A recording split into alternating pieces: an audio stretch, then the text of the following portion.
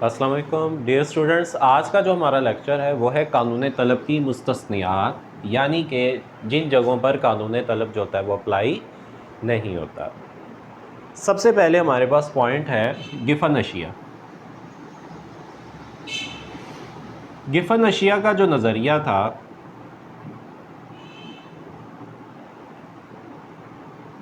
वो बयान किया था रॉबर्ट गिफन ने।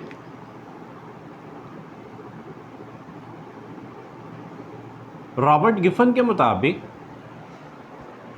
बाज़ अशिया ऐसी होती हैं जब वो सस्ती होती है तो हम उनको कम ख़रीदते हैं, जब वो महंगी होती हैं तो हम उनको ज़्यादा ख़रीदते हैं। तो ये रॉबर्ट गिफन का नज़रिया था। जैसे कि गंदम और जौ को ले लें, अगर जौ की कीमत में मज़ीद कमी होती है, यानी कि गंदम के मुकाबले में जौ की जो कदर है वो कम है और उसकी प्राइसेस भी कम है, अगर जौ और ज़्यादा सस्ती हो जाती है तो फिर आप क्या करेंगे, उन पैसों से गंदम की मिकदार में ज़्यादा इजाफा करेंगे। तो इसका मतलब कि बाज़ चीज़ें ऐसी होती हैं जब वो सस्ती होती हैं तो हम उनको कम ख़रीदते हैं और महंगी होती है तो हम उनको ज़्यादा ख़रीदते हैं। नेक्स्ट है नहायत कीमती अशिया।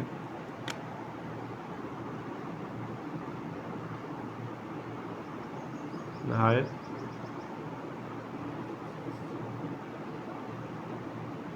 कीमती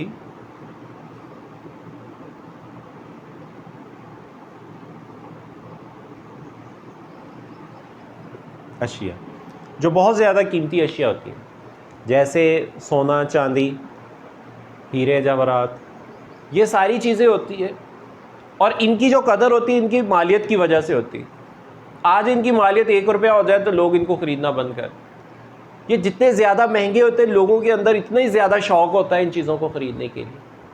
तो जैसे जैसे इनकी प्राइसेस में इजाफा होगा इनकी डिमांड के अंदर भी इजाफा हो जाएगा, और अगर आज इनकी प्राइसेस कम कर दें आप तो इनकी डिमांड्स के अंदर भी आहिस्ता आहिस्ता कमी आना शुरू हो जाएगी। तो इसका मतलब है कि बाज़ ऐसी चीज़ें होती हैं जब वो महंगी होती है तो हम ज़्यादा ख़रीदते हैं और कम सस्ती होंगी तो हम उनको कम ख़रीदते हैं। उसके बाद थर्ड है आपके पास नायाब अशिया।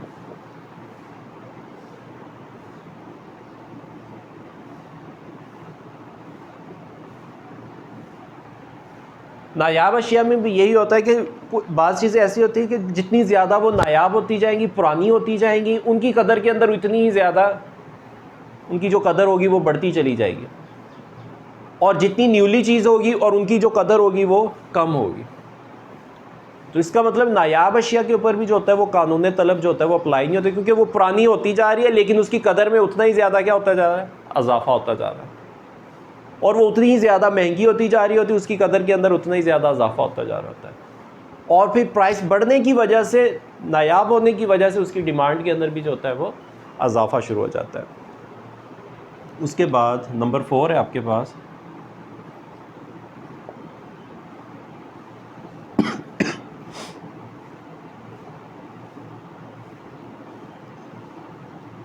नागहानी हालात। एमरजेंसी की सूरत में अगर किसी जगह पर सैलाब आ जाए, ज़लज़ला आ जाए, तो वहाँ पर एकदम से चीज़ों की कीमतों में इजाफा हो जाए या किसी शय की किल्लत की वजह से उसकी प्राइसेस में इजाफा हो जाता है। जैसे जब 8 अक्टूबर का जब ज़लज़ला आया तो टेंटों की जो डिमांड थी रावलपिंडी वाली साइड पे, इस्लामाबाद वाली साइड पे एकदम से बढ़ गई, बल्कि पूरे पाकिस्तान के अंदर टेंटों की जो डिमांड थी वो बढ़ गई। तो उस डिमांड के बढ़ने की वजह से उसकी प्राइसेस भी बढ़ गई, एकदम से उसकी प्राइसेस ने जंप किया, लेकिन ज़्यादा कीमत के ऊपर भी लोगों ने क्या किया, उसको ख़रीदा। क्यों? क्योंकि उस वक्त लोगों की मजबूरी थी उस चीज़ को ख़रीदना। और इसी तरह से बाज़ का अगर किसी जगह पे सैलाब वगैरह आ जाता है, वहाँ पर भी अगर किसी चीज़ की किल्लत होती है तो वहाँ पर भी ऐसे ही है, कीमत ज़्यादा होने पर भी लोग उसको ख़रीदेंगे। और जब लोगों ने एक जगह से दूसरी जगह पे माइग्रेट होना होता है तब भी लोग क्या करते हैं, कम कीमत पर ज़्यादा मिकदार को फ़रोख्त कर देते हैं। तो इसका मतलब है कि बाज़ का नागहानी हालात के अंदर ये जो कानून होता है वो आपका अप्लाई नहीं होता। उसके बाद नंबर 5 है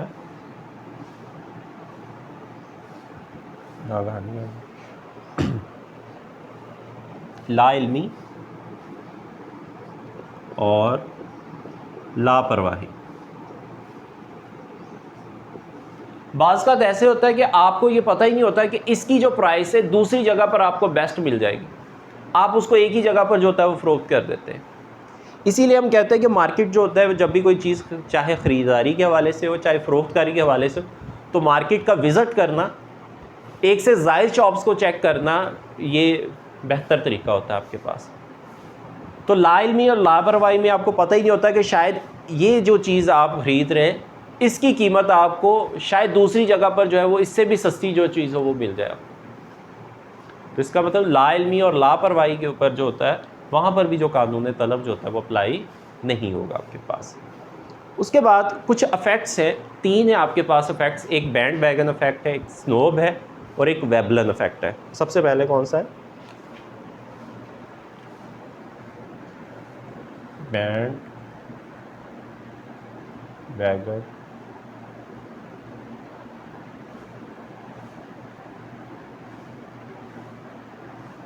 इफेक्ट है। बैंड वैगन इफेक्ट क्या होता है आपके पास?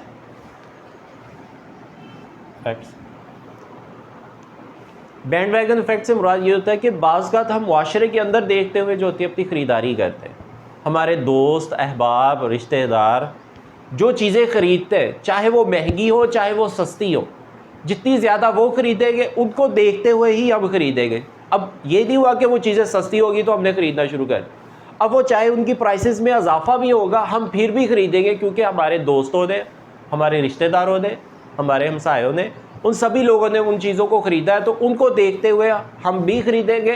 तो ये क्या कहलाएगा आपके पास? बैंड वैगन इफेक्ट कहलाएगा। उसके बाद आ जाता है snob effect.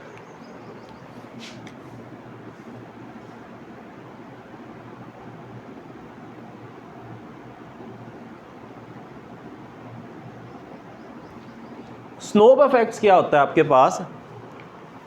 Band wagon effect के अंदर तो ये था कि जो चीज़ें आपके दोस्त अहबाब रिश्तेदारों ने ख़रीद ली तो आप भी वही ख़रीदेंगे, जबकि स्नोब इफेक्ट्स के अंदर ये होता है कि जो उन्होंने ख़रीद ली आप उनसे हटकर ख़रीदेंगे, आप उन चीज़ों को नहीं इस्तेमाल करेंगे जो आम लोग जो होंगे वो इस्तेमाल कर रहे होंगे, आप उनसे डिफरेंट चीज़ लेंगे।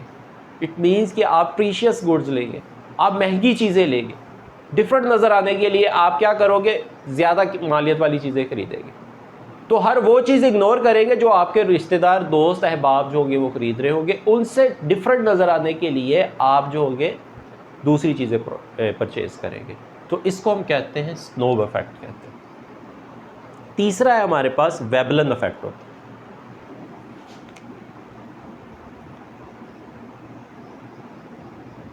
वेबलन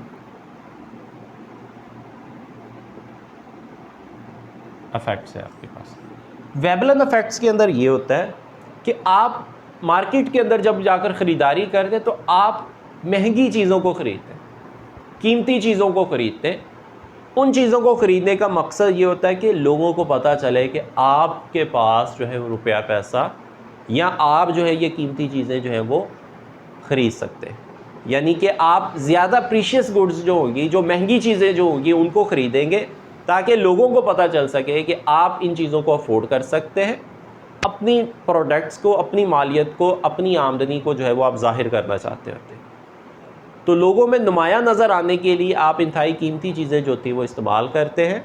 तो ये आपके पास कहलाता है वेबलन इफेक्ट। तो ये थे आपके पास 3 इफेक्ट्स जो थे, बैंड वैगन इफेक्ट था, स्नोब इफेक्ट था और साथ में वेबलन इफेक्ट्स था। तो स्टूडेंट्स आज का हमारा जो लेक्चर है वो यहीं तक है। अपना बहुत सारा ख्याल रखिएगा। अल्लाह हाफिज़।